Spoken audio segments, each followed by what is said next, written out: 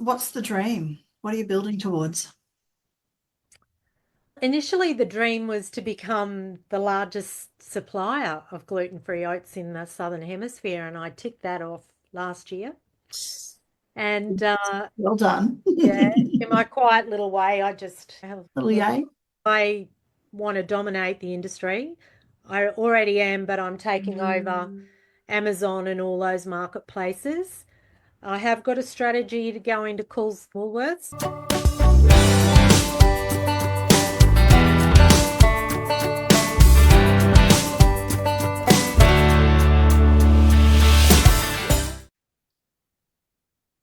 Hello, everybody. Welcome to Tuesday Chats again. Today I am joined by Kylie Hollins from GF Oats, Kylie Martin, sorry. Got both on Facebook. It confuses me. Anyway, there's a story for it. Yeah. So Kylie and I met, oh man, it must be 5 or 6 years ago now, I think.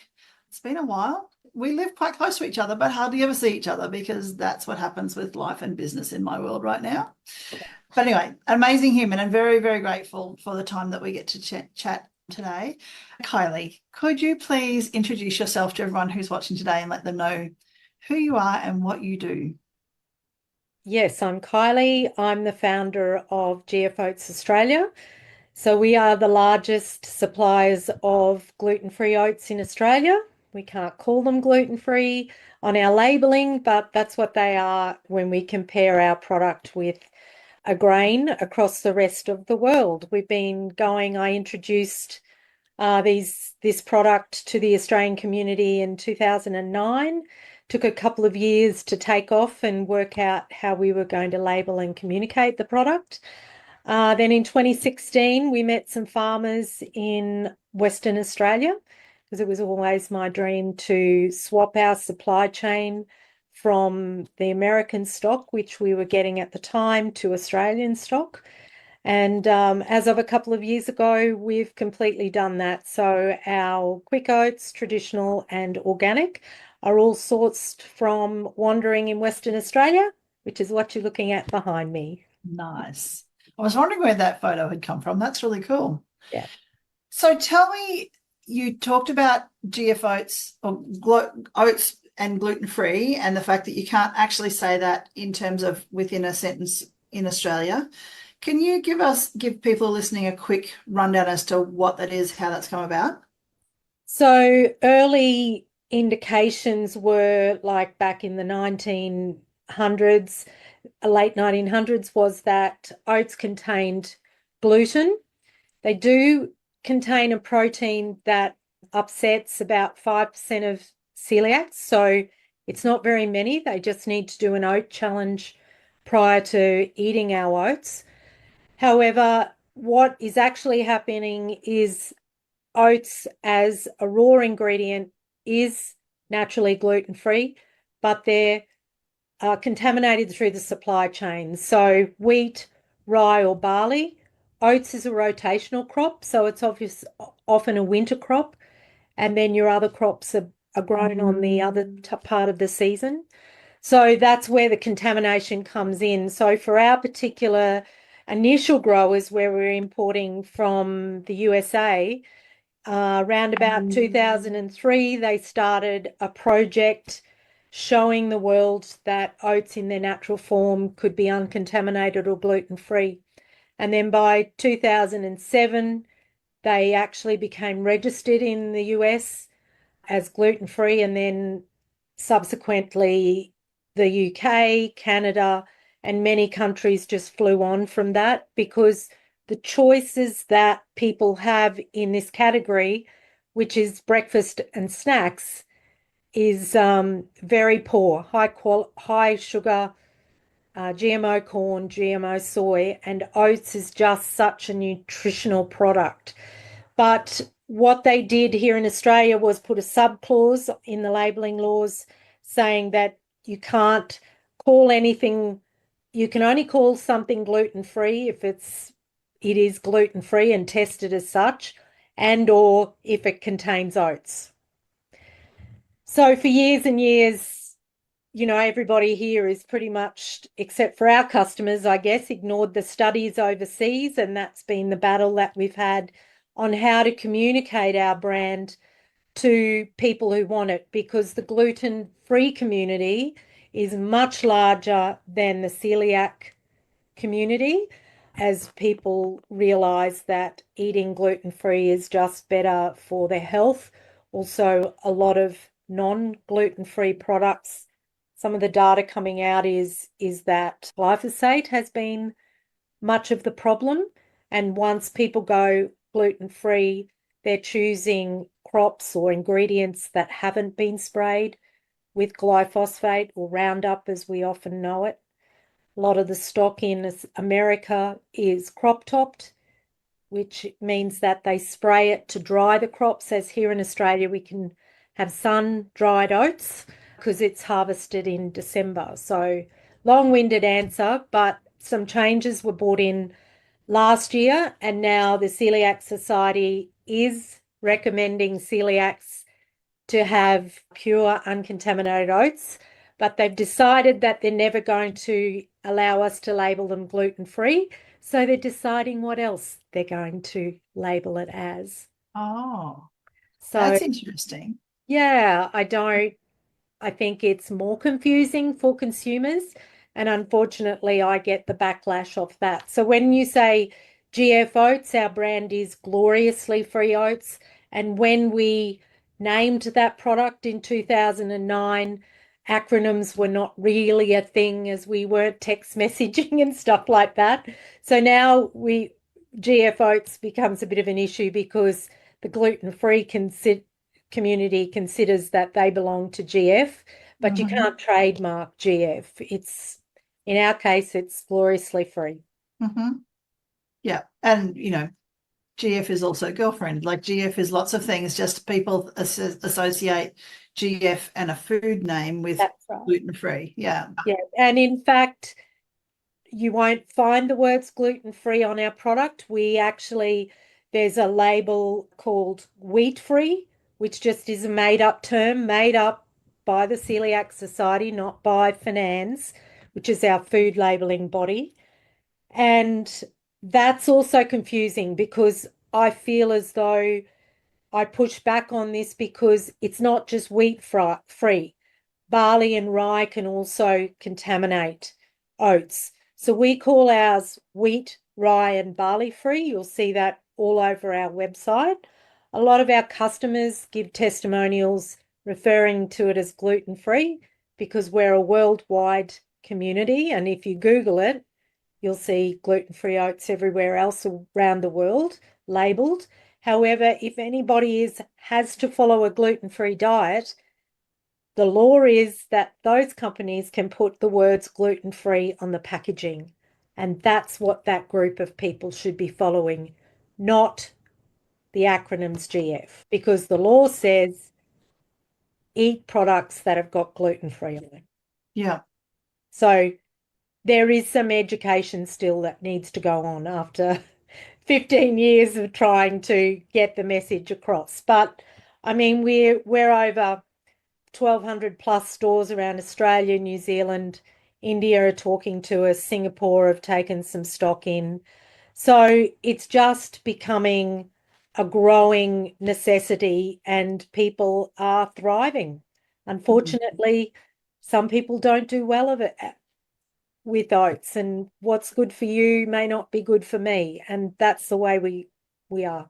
Yeah. Yeah. Yeah. It's fascinating, isn't it? That the complexities of what you do, and it's such a big thing, I think, to just like to take on in terms of the change that I know that you want to see happen within the Australian, food labeling legal system. I don't know like what the correct terms are there, but I think you get what I'm talking about. What is it that led you into the like actually starting this off in the first place? Why this as opposed to so many other options that are out there for the Yeah, business well, and way it's a great question. And I usually say, let's have a glass of wine. But anyway, I've got some water. we can do that too. I should have put my wine glass here because I answer with that. But in a nutshell, I'm from Central Queensland, and my husband and I both had chemical poisoning, which was interesting because we were both off very cattle tick prone areas. And we had farming also in our area. He didn't, but we were exposed to lots of chemicals around eradicating ticks with cattle. We were exposed to sprays. Us kids were actually the markers for the DDT spray planes for the sunflower crops. We had Parthenium, which came down from northern Queensland. So, my father had that. We sprayed everything. We sprayed grasshopper plagues. You and I are much the same vintage, and we grew up in the country as well. And we know that we grew up in an era where you just anything moved you didn't want, you sprayed it, you baited it, and you shot it. Yeah. So it's So, interesting because we didn't, like in our family, Dad, we didn't do cropping for starters, so we had a lot less spray. yeah, And we did that. I remember helping Dad with the tick eradication program, but other than that, we used very little chemical. yeah.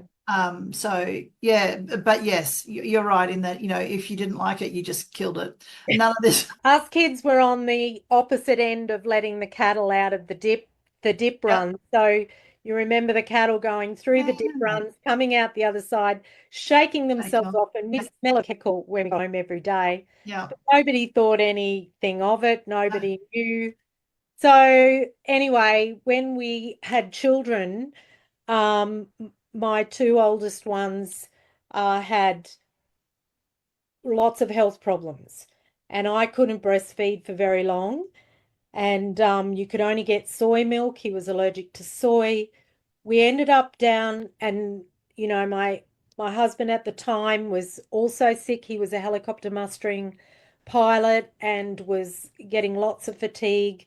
So we ended up down in a doctor's surgery in Brisbane, an environmental doctor, and he did lots of tests. And the last test he did on the last day was avgas. And yeah, Rod just really reacted to that, like he just fell asleep. So that was the reactions that he had. So when we started going down this health path with my first two children, it was getting rid of corn, it was soy, it was wheat. We didn't know much about gluten. We'd never heard about celiacs or gluten-free. Nobody had. I'm talking 1992. Matthew was born, 94, Kayla. They were reacted to milk, so they'd regurgitate and diarrhea. So we'd get goat's milk trained into Springshaw from Mount Larkham, frozen goat milk. The trains don't even operate now. Um, and so we had to change the whole diet. So this was when we started on this whole journey of moving out of wheat-based products. And of course, I think Woolworths in Emerald, where we did our shopping, had one packet of something from New Zealand that was based on rice flour. So nobody knew, there was no health food shops. My mother-in-law was based in Maleny, which was sort of the Queensland hippie capital at the time, and they had a co-op shop. So she'd go down and post me out all these flowers, and they had food allergies in the family, so they had recipes. So we started trialing recipes on my kitchen bench, and I guess I had the dream of just swapping over a blend of flour to be able to make your simple CWA type things like a biscuit, a cake, a muffin, a slice. So I wrote a recipe book around that and, developed three flour mixes as you do and took that to market. And that's what I had that distributed around Australia up until 2011. But I found out, and I had a website, which was when people would order via the website, we'd have to ring them up and say, "Can I have your credit card number?" And we'd punch it in and then ship it off to them. So that was in the early 2000s. And so people could find me online. And somebody emailed me out of the blue and said, "Have you ever heard of these gluten-free oats?" And I went, "No, never heard of them." Did some desktop research and found this company in America who had started the whole project, the Smith family. and reached out to them, and they were around 2009 just getting export ready. The dollar was parity all those years ago, the US dollar. So I really didn't have a lot to lose. So I thought, let's give it a crack. Hope Yeah. they put that on my gravestone. Let's give it a crack. And I bought in one pallet, and it was labeled in their packaging. And the plan was to, I was going to take over Australia with a bang, with a brand new product.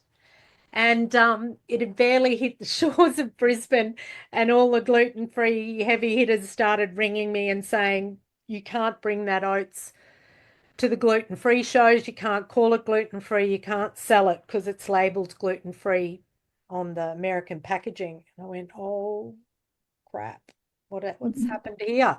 How did I not know this? People still don't know this today. So anyway, I gradually sold that online over 12 months. Of course, I could not sell it in stores or anything like that. And then we started to go through the process. Customers were loving it. We got great feedback.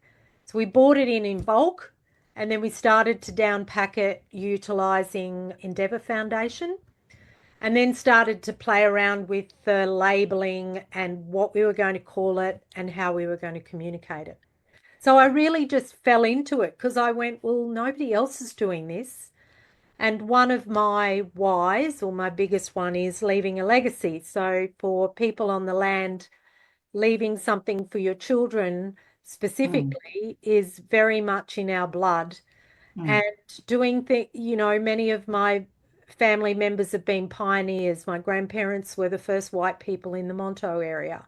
The Martins were the first owned property from Taroom, your country, right through to Capella. So, it's just in my blood. And I went, I'm just going to give it a go. So if you told me back then how hard it would be and that we still can't call it gluten-free, I would have bailed out and tapped out and done a government job ages ago. But here I am, still mm. standing. Isn't that the story of just about everything worthwhile, though? That's right. That's Yeah. right. So Yeah. I'm the mother of all oats. Say that. Um, so, of all the things that you get to do with your business, etc., what is it that you love most? I love marketing. So I didn't really realize that I was a marketing and sales girl because, I've been in like running businesses um, since I got married in 91. Um, I became a school teacher because the succession plan was girls go and get married and do something else, and the boys stay on the land. So I don't like blood. So I became a teacher. And I did that for several years. We went into childcare. And then I fell into childcare. I fell into PR and marketing and if I'd had my time again, I would have done PR and marketing. That's what I should have done. And I've done my own courses and learning along the way. But I do love that the whole reaching out to customers, finding customers, communicating to them, retaining them, pleasing them, and that's the part that I like. And I like doing something that's really a niche product. Even Yeah. though it is a battle, we get if you look at my stories on Instagram, nearly every single day, I put up the most amazing testimonials from an app called Judge Me that are live testimonials, people sending us to all the time. And when you see how much that changes people and helps them, I couldn't tell you how many times I've gone, that's it, I give up, I'm out, I'm heading to Fiji. And somebody will just send a message like that or a testimonial on how well they're doing. And I go, okay, I'll keep going. So that's the highlight for me. Yeah, it's interesting, isn't it? As a business owner, when it gets hard, it doesn't really often take a lot to bump us back in again.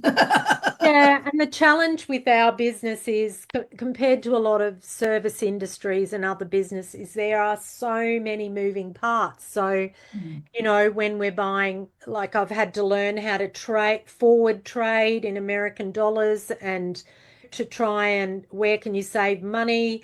You're distributing all around Australia, and then you've got to find out how you're going to export.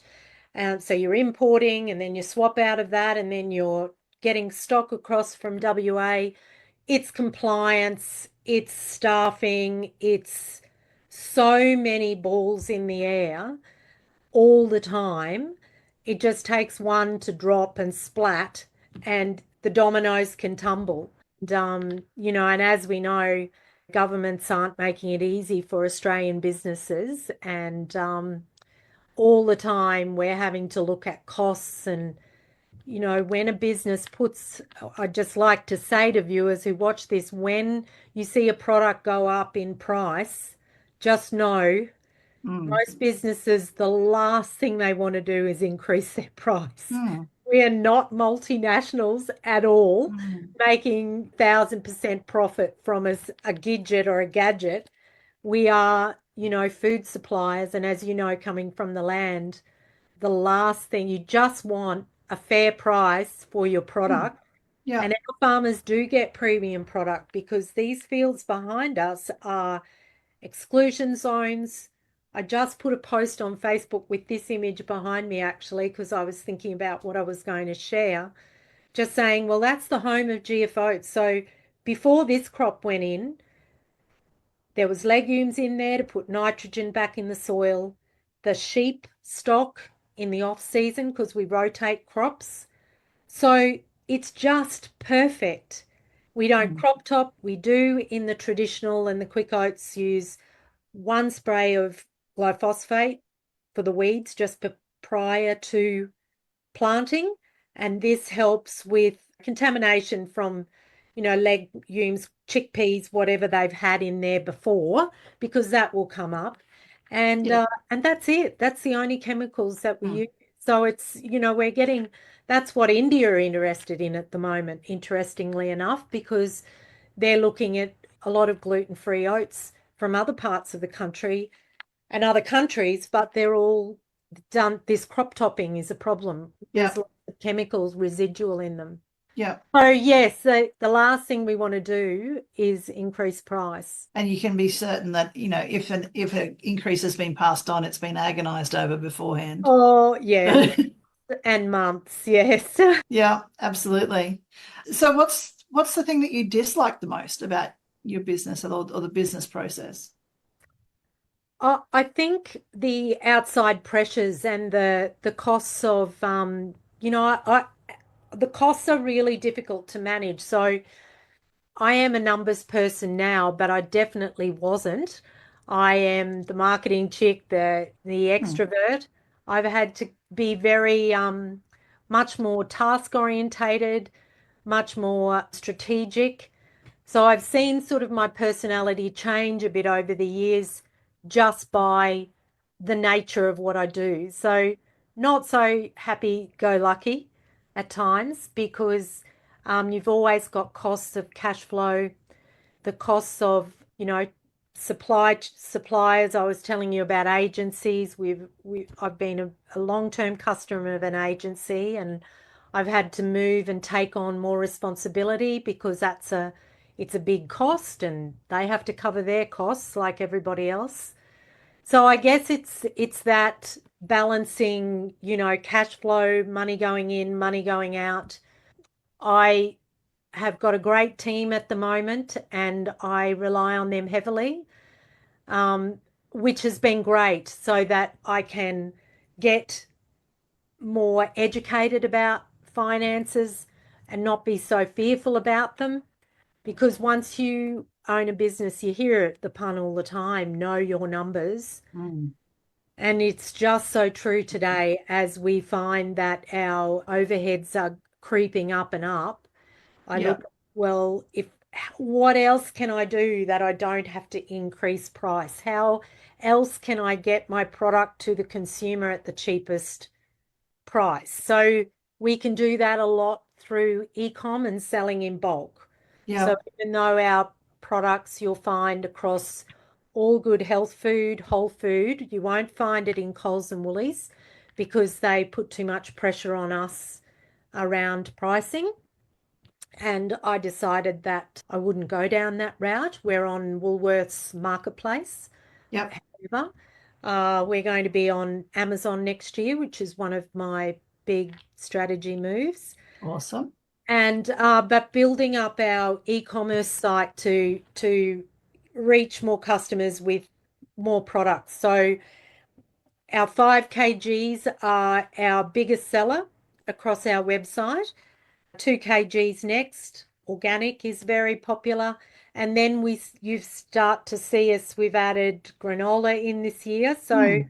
we've got a granola, there was no granola process, nowhere to cook the granolas here in Toowoomba. So Oh, they're near where wandering, just north of where our farms are.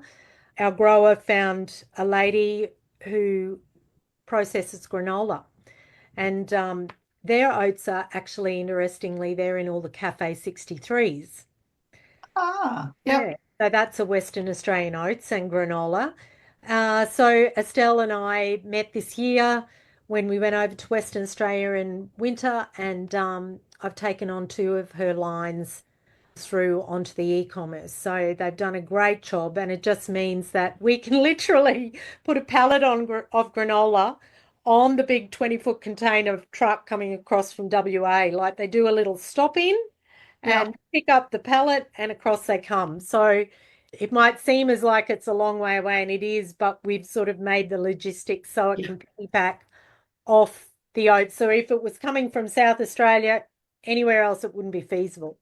Yep. But because it's coming from WA, it's a feasible project. That's really cool. Yeah. Yeah. And It's all Australian ingredients from the honey to the olive oil. There's no canolas. So, GF Oats takes on a whole nother level of supplying food because we don't use refined sugar. We use Australian ingredients where we can. We use organic where we can, and we take all the nasties out. You won't find any preservatives or numbers. You can read every ingredient and you will know what it means on the back of the packet. which is So, yeah, and that's really important to our customers as well. yeah. Yeah, I'm what you see is what you get with me. I'm very authentic and I am very authentic with our customers. So our brand is the oats you can trust. So literally when we're in a board meeting, we go make a decision and we go, is that something that customers could trust? That's what we finish off with every time. Yeah. Yeah. Yeah. That's our basis of our ethos and really everything we do, the oats you can trust. Yeah. Yeah. I love that. What's the dream? What are you building towards? Initially, the dream was to become the largest supplier of gluten-free oats in the Southern Hemisphere, and I ticked that off last year. And Well done. yeah, in my quiet little way, I just Little yay. I want to dominate the industry. I already am, but I'm taking over Amazon and all those marketplaces. I have got a strategy to go into Coles Woolworths, but we'll keep that under our hat for a minute. Mhm. Um, and I am looking at growing the export industry. So, that's where we go from there. And I guess, if somebody comes along and offers us the amount of zeros that we want, I think they could take GF Oats into a whole new. It's a brand that's been around for a long time. I Mm. talk to people all around the place, and they go, "Oh yeah, I've seen that before somewhere." And so that's really exciting. I feel a Mm. bit chuffed when people know your brand before you even talk to them, and Yep. they haven't realized, oh, they were buying it, or they know somebody who was buying it, or they've seen it on a shop shelf. So yeah, so big plans moving forward for 2025. We had a rough couple of years losing our stock from the USA. We had ends up with a little COVID story that we bought, the dollar was up and down and up and down, and we'd forward bought about $100,000 worth of US dollars at a good deal. And there was always a threshold that I went, well, I can continue trading on this massive spreadsheet that I have with all the figures. I can continue trading till the dollar hits around 68 cents, and then we're in strife. But simultaneously, what happened was the freight went up, the product went up, the US dollar went down. You could see it happening, and we bought this big 2 containers of loads of oats, but our strategy was always to buy it in the end of the American winter. So that would be coming over to us in the summer, and he'd come over on the boat at Christmas. So we'd have 2 weeks off at Christmas. The sheds were relatively empty, so there was no bug problems because bugs and oats love each other. Bugs Mm. love oats. So that's something we're always managing. And we got a message from the company saying that the freight company saying that the stock was stuck in LA port. And it stayed there for 3 months. And what we didn't realize was there's a mafia for a start, and you could pay to have tens of thousands to have your containers bumped into line, Mm. but we didn't take that option up. So that, if you've got 3 months, that provides a bit of a hole in your cash flow. I made the decision at the time we were bringing across the Australian stock. We had to fast track it because I'd rung them up in 2020 and I said to Kim, we're going to lose this stock from the US. I know it. So we need to get this mill finished. Yep. And so we did a complete brand changeover from the American stock to the Australian stock, with new labeling and branding, which I'd already mapped out, so I couldn't put it on hold. So instead of a 2-year plan, I did it in 6 months. And that just about broke me the last 2 years. And once again, that was confusing for consumers. You don't want to change over new branding. I'd Yeah. done such a great job teaching people that gluten-free oats weren't grown in Australia. Yeah. Yeah. And we had American stock and Australian stock. Oh, God, it was just a mess. And so anyway, we have ridden through that. And as of about August this year, we started to see the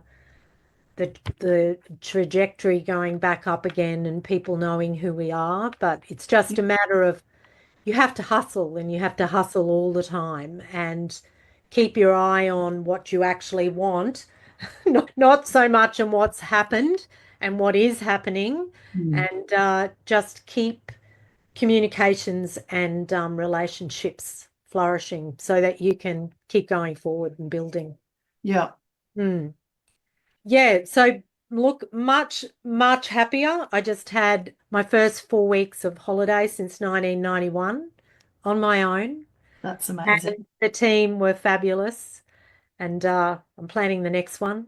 Haven't, but yeah, it feels comfortable. I'm not letting my guard down, but I just feel in a really good place for the brand at the moment, and the growth that we look forward to having next year. Yeah. Sounds amazing. And it's such a, like, just every stage is like a whole nother study in resilience, isn't Yeah, it? it is. It sure is. And Yeah. if you want to test your resilience, as you know, you go into business or you go on Hmm. the land. And Hmm. I guess that's been the basis of me continuing to go on. And if I ever thought of selling, well, people go, well, what else will you do? And I go, well, I don't know what else to do. So probably if I don't know what else to do, I just keep going for the moment. Because I think I've still got some unfinished business, and I really, like after the last few years, want to see this business thrive and be what the dream was, to be um not only just to be the leaders in the industry, but to be, profitable and flourishing as well, because what looks successful at the front end may not be cracking on in the back end so much. Yeah. So I'd like the two to really align before I felt complete. Yeah. Yes. And, if someone does come along, it also makes it a much more saleable business, doesn't it? If it's Well, correct. congruent. That's everybody's idea when they're in business as well. Mm, At some point we have to retire, at some point we have to move on and let go.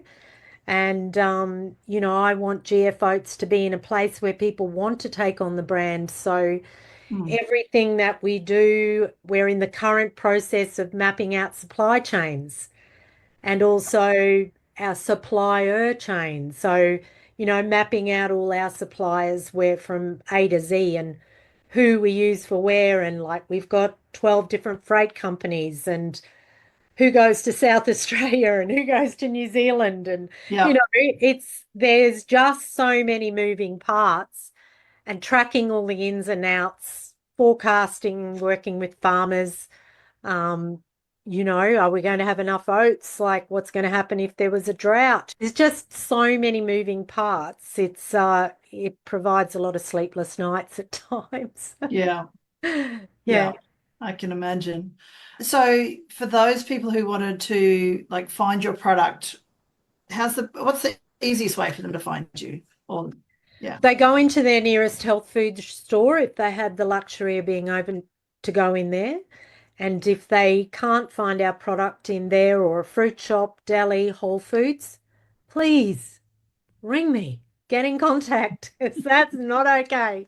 And outside of that, our website is a great place to start. We have taken on, we've an interesting thing is what we found was that there's a whole generation, and we call them cereal box kids, that nobody has ever eaten cereal that's just a one ingredient cereal. They've always Yeah. eaten it out of a box. Yeah. So we have a whole generation who's actually just discovering oats again.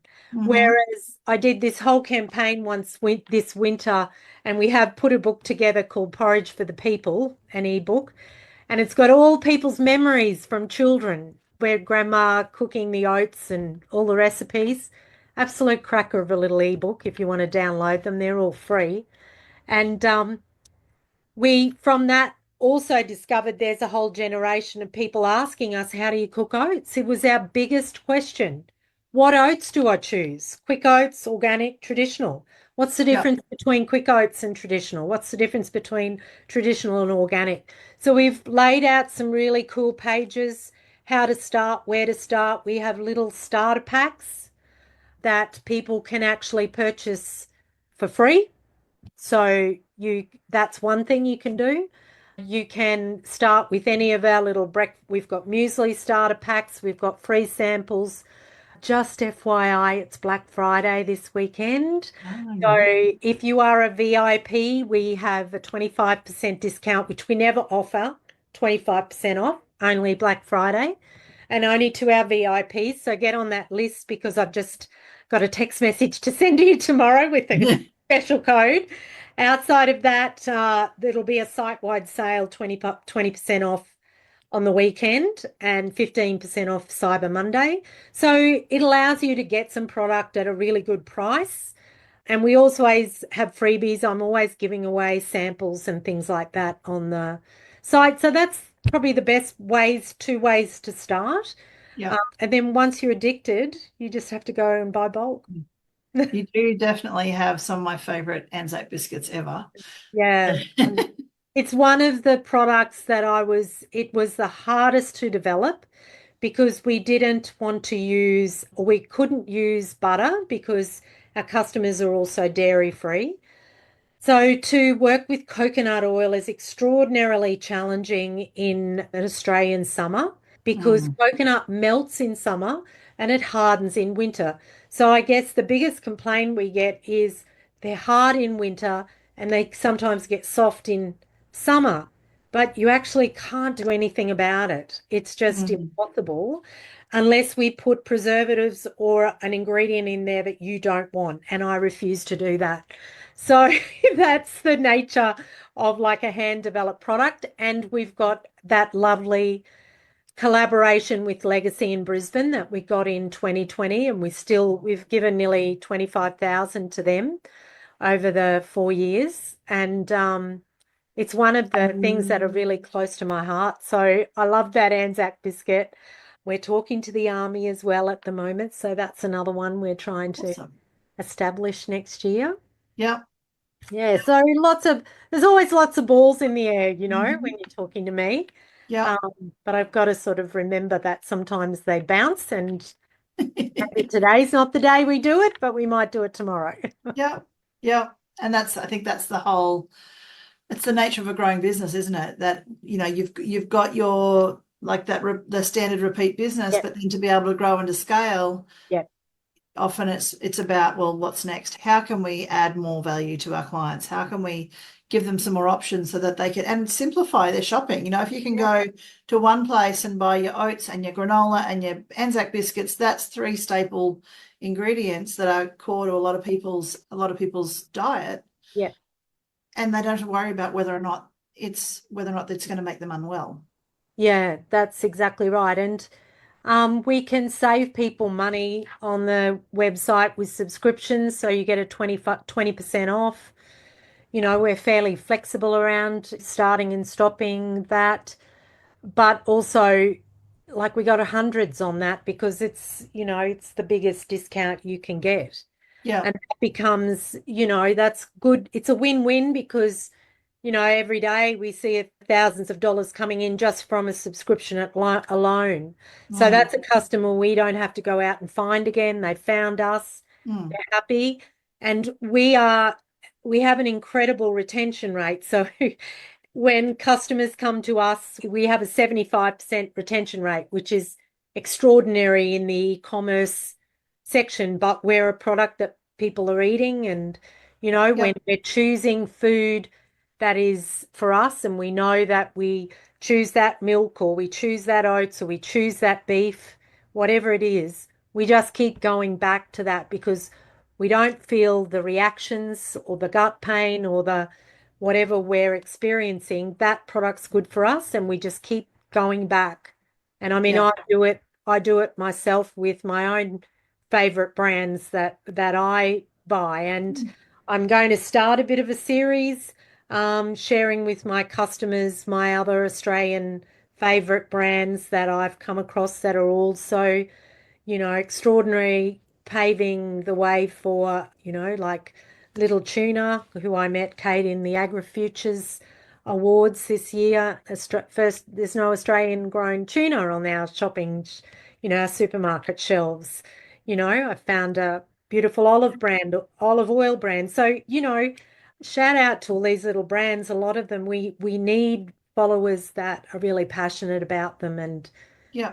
know, they want good produce. That's the way to keep it in Australia, Yes. or Yeah. is support Australian produce. Yeah. Mm. Yeah. Absolutely. I love it. And I love the fact that you are so like passionate about supporting other smaller businesses as they get going, because you know what it's like to have been a small business Yeah. and now you're not. And that's amazing that I love that you continue to help the small businesses, because it makes such a difference, doesn't it? Yeah, and we don't have a lot of people in the e-commerce space here, and so I do chat to a lot of businesses. They get referred my way, and I've got a big network of people in field now of, helping with conversions or marketing or whatever the answer is or the gap that they have. Mm, Can't do all the things all at the same time. yes. And, I just launched our website in 2020, and it's been a huge learning curve. There are, 20 million moving parts on the back end of that as well. But you just keep tweaking and finding out, what the customer journey is and how can we make it better. We add products on there that we know our customers online. We can't take it into store, for instance, because we just can't get the margin out of it because they're like the granola, it's an expensive product to actually make here in Australia with Australian ingredients. So we're just keeping that one on the website. Our mueslis, some of those are in the shops, but our soaps, things like that, we'll just keep as special items for our online consumer to be able to access. Yeah. Mm, Love it. I love the uh it doesn't surprise me knowing what with with what I know of who you are as a human being, but I love the level of consideration that has gone into all the different steps within your business so that you can bring the best possible experience to your customers. yeah, yeah. And I think that's what it's all about. Like, and if you have a product, that is expensive, you've got to believe that consumers are out there and they're ready to support you Mm. and they really appreciate what you bring to their table. Excuse the pun, but Yeah. they really do. And people are very passionate about oats. They're very passionate about lots of things in the food industry. And Yeah. you can see that with our local farmers markets here. Mm. You barely get a park from, And that's you know, phenomenal, isn't seven, it? 7 till 12, by if you get there at 10, everything's gone. And I Yeah. love that. I love that people are just flocking there and going back to the core root of the farming community, which is where we've come from. Yeah, Mm. absolutely. So yeah, a little hot tip if you happen to be in the Toowoomba area, Saturday mornings get to those farmers markets because they are exceptional. They truly are. They Yeah. truly are. And it Yeah. took, wonderful commitment for the organisers to get to where we are. Mm. It's absolutely hats off to them. Yeah. Mm. 100%. Absolutely agree with you. Okay, final question before we wrap it up, because I, could happily sit and talk to you for, another couple of hours, quite frankly, very easily. But what would be the biggest tip that you could pass on to people, whether it's around business, oats, life, I don't know, but what's one big tip that you want people to take away? Lots of people have lots of ideas, and I see it all the time. People think, they're maybe not a business person. You need to do your market research. And I only knew to do that because I had had my own business for a few years. But if you have a great idea, do your research and invest in that research because by the time you take your product to market, you are already streaks ahead of anybody else. Ideas come, ideas go. But if you've done the research and you know you have an audience out there, then start finding out what that audience wants. Look, I heard a story from the lady who started Modi Body, that Mhm. underwear brand, and she did 2 to 3 years research before that came out to market. And she exited that business a couple of years ago for $40 million Mm. because it's just everywhere now. And she knew what people wanted. Listen to your customers, find them first, whether it's at the markets, wherever your customer shops, and do that due diligence really thoroughly. And that will save you so much heartache at the end of the day. And get yourself a mentor, business coach, you do that sort of stuff. I took too long to do that. And I think that's one of the things that held me back. Also, I'm someone who learns very quickly. And as much as I don't like change and don't like moving on from coaches, I find that I get to my maximum very quickly and Mhm. I have to move on to the next person to get what. And sometimes I feel really bad about that. Never burn bridges because one day you might need that bridge to Yep. come back to. So if you don't have to burn them, and I'm not saying that the bridges haven't been burnt in the Mm. past, but is absolutely our number one priority with Gary and I is to look after our relationships and not to burn bridges with people. Even if you have to move away and say, like with my agency at the moment, I loved working with my agency. But there are a few things that I had to change, but I gracefully exited, made them feel as though they did a wonderful job, and they did, and honored them for what they did. And we've got a gracious transition coming. Yeah. So, you know, like you will find people like you have friends for different seasons. You'll Yeah. have business relationships for different seasons. And if you do it authentically, everybody should be able to move on graciously, because it is not doing anybody any good to be in a marriage or a relationship that doesn't serve each other. That's my strongest advice, is do your homework before you start, because by the time you get to your website, you'll be flying. Yeah. Mm. Love that. Absolutely love it. Thank you, Kylie, for everything, but for sharing so generously today. I absolutely appreciate Thank that. you. It's been a long while. I've been looking out and going, oh, maybe I'll get on there one day. I didn't deliberately not invite you, honestly. Just I know I fly under the radar a lot of my life. So, but most of the time it's because my head's down, my bum's up in all the things. But I feel as though now that I'm coming out for a bit of air and coming out in enjoying life again. And yes. I feel like that hard road sometimes, for different personalities do it in different ways. And when I go into hard times, I go back inside and Yeah. I have to dig my heels in and close off the noise to get through it. And Mhm. um, and I haven't I don't tell many people that I'm going through the hard stuff. Some people can see it, some people can't. And but mostly I try to hide it because I just get on with it. Dust yourself off, and yeah. It's a little bit of a country trait, though, isn't it? Like, It definitely is, but I've had some great support from some great people behind the scenes, and they yeah, know who they are, who have helped dust off some of the dust along the way and gone, yeah, just keep going. And yeah, as I said, a lot of them are customers because they come back and they don't even know what they're doing, and mm, they're propping me up all the way. I'm yeah, very thankful. And if anybody's listening to me and I've worked with you along the way, every person that I work with is important, mm, because that's where we are today. We're not without them. Yeah. yeah, absolutely. Couldn't agree more. Yeah. Anyway, Thank you thank so you. much for having me. It's been an absolute pleasure. And you That's been didn't ask too amazing. many curly questions, or I'm getting a bit better at it. It's called Tuesday Chats for a reason It because is it's a chat. great. You know, Thank you. Very you're good. very welcome, but thank you. And anyone else who's listening, after we hop off here, Kylie, I did try to tag your business. Please share your links in the chat so that people can come back to that if needed and that they can find you, because I'm not sure that the Facebook gods have played nicely.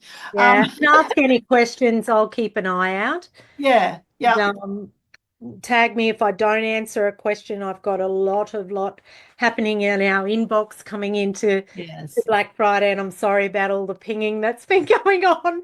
I turned the phone off, but it's coming through the computer everywhere. That's all right. It's all Um, good. yeah. Evidence of a healthy business. It's a good Yes, thing. yeah, So that's right. All right. anyway, Are you getting a all little right. insight into my day? Yeah, that's cool. This is our world, Welcome to owning a business. Yeah. Anyway, thank you Thank so you. much. Absolutely appreciate it. Anybody else, jump in and ask Kylie questions as you need it. But for now, I'm going to say thank you very much.